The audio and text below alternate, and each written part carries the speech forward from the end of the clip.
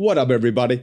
My name is Rudi. I'm a director, editor, and a professional voice artist. First of all, I want to say a huge thanks to everyone who's purchased my human voice design sound effect pack. Thank you so much for the trust and support. If you don't know what I'm talking about, check out my previous video where I introduced one of my biggest dream projects, humanvoicedesign.com, a platform that focuses only human voice made sound effects. humanvoicedesign.com. Don't worry guys, I'll make sure to put the link down in the description so you can be a part of the new era of sound designing. For a long time, you guys have been asking sound effect tutorials, so I thought that my next video could be a sound effect tutorial. So let me know, what sound would you like to learn? Now, I just got back from Hawaii. Woof, what a beautiful place it is, especially for a guy from Finland. All those palm trees, dolphins to snorkel with, and waves to surf on.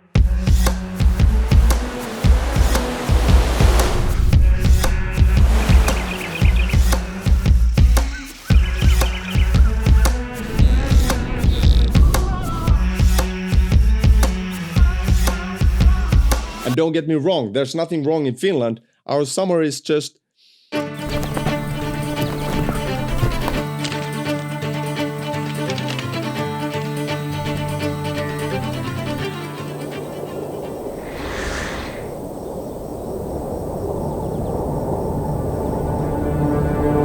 Winter is coming.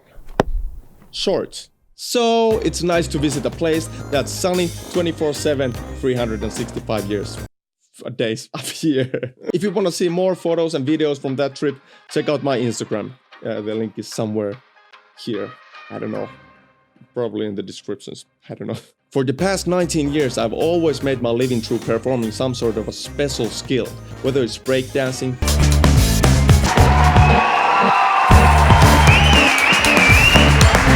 beatboxing, stand-up comedy,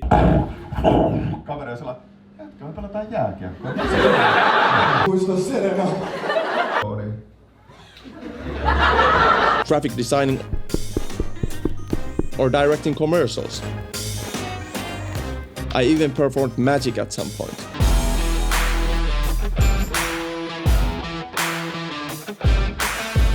I've always believed that you can learn anything if you're just ready to put the hours in for it. And I realized that because of this mindset, I never really traveled anywhere just to have a vacation. You know, like just to travel somewhere where you just lie down and do nothing. I just really never found it interesting. So I've always traveled to places where I can learn, push my skills forward, and build new work opportunities. And I believe a lot of creative people and entrepreneurs travel for the same reasons. Places where they can grow their know-how. I've traveled to Dubai to meet my entrepreneur friends to understand how the business works there.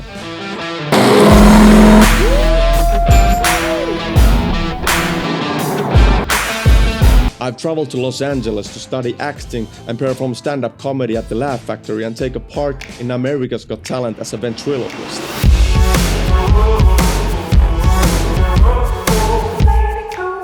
I've traveled to Anaheim to host a stage in VidCon. I'm taking my morning poo, Rudi rock all day.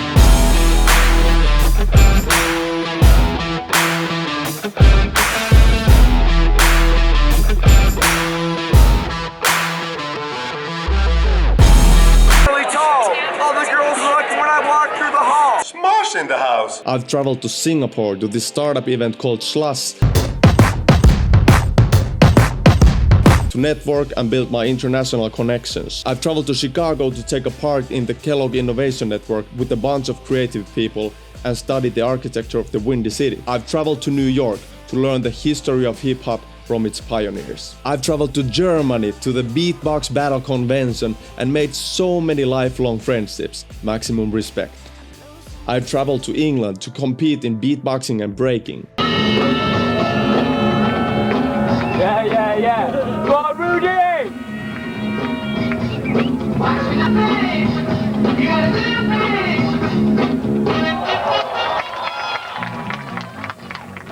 I've traveled to Croatia to shoot brand photos for the biggest travel agency in Finland. And the list goes on. I know it's a lot of traveling, and don't get me wrong, there's nothing wrong with traveling for work, especially if your work is your passion.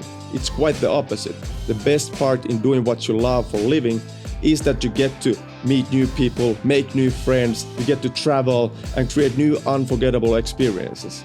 But the thing is that when traveling for work, you always have the pressure of succeeding. And I don't think being under pressure is a bad thing. Not at all. Actually, I think I get the best out of myself when I work under pressure. But the thing is that in today's world we live in, where social media tells us to do better, hustle more, and create content from every single moment, it's hard to get a break from the pressure. So what happens when you take out the pressure by traveling somewhere just to explore with no expectations? Well, what I noticed on this Hawaiian trip was that you start to concentrate on yourself. Not on the things that you expect from yourself, but the things that you value, the things that makes you happy. And the best part is that you start building energy for it because you have the time for it and there are no distractions, just moments filled with new inspiration. The Hawaiian people seem to be very relaxed and positive. Sure, it could be the weather, the nature, and the culture, but then again, everyone was doing this one hand gesture. Shaka. It means hang loose. And by everyone, I mean everyone. Everyone from all ages was doing it. I thought it was just a cool hand gesture that surfers throw each other after a nice wave. But it's actually a hand gesture the residents of Hawaii used to convey the aloha spirit. And it felt it had a much bigger meaning, kind of like its own purpose. It felt more like a constant positive reminder of a certain way of life, a life that prioritizes balance, peace, and solidarity. Well, after some Googling, I found out that there's actually, you guessed it, the Aloha Spirit Law. And it says, Aloha Spirit is the coordination of mind and heart within each person. It brings each person to the self. Each person must think and emote good feelings to others. Wow. How beautiful is that? There's a law that says you have to be nice to people. Who would have guessed? And I think you could feel that in Hawaii. If I've understood correctly, this law was the working philosophy of native Hawaiians and was presented as a gift to the people of Hawaii. So in a way, aloha is like a promise of living true to your values, and shaka is the symbol for putting your values first. You know, you don't need much to have a lot. If a small hand gesture like this can keep up the positive vibe on an island, what can we get from it? What can it bring to you? As entrepreneurs, we often seem to sacrifice the things we should care and value the most, our health and happiness, the core foundation of everything. What if we start bringing a little bit of that good feel shaka to remind us here and there in between our everyday life of our values? Because sometimes creating small habits can make big impact. So, make a list of things that makes you healthier and happier, and then create yourself a constant reminder that works as your own shaka. It could even be the shaka. Now, you can use that as your tool to remind you of your values when there's a need. For me, this Hawaiian vacation and founding my shaka made me launch one of my biggest dream projects, humanvoicedesign.com. And I suddenly had the time and energy to start my YouTube again. After a 9-month break. I know, that's like my channel was pregnant and this is the new beginning. But anyway, seriously, this is the thing I'm so excited for. Doing YouTube has always made me so happy. But for some reasons, for the past 9 months, I've always come up with an excuse after excuse why I shouldn't make a video. And I'm so sorry for not being here, but at the same time, so thankful for having you guys here supporting and watching my content. By the way, I just realized that I've never done this kind of a video where I sit in front of a camera and share my thoughts. Pretty weird. Kind of, but kind of fun in a therapeutic way.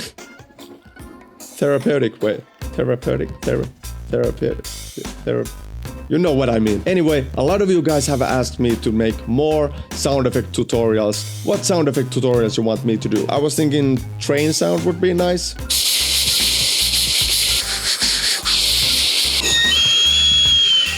And of course my trademark sound.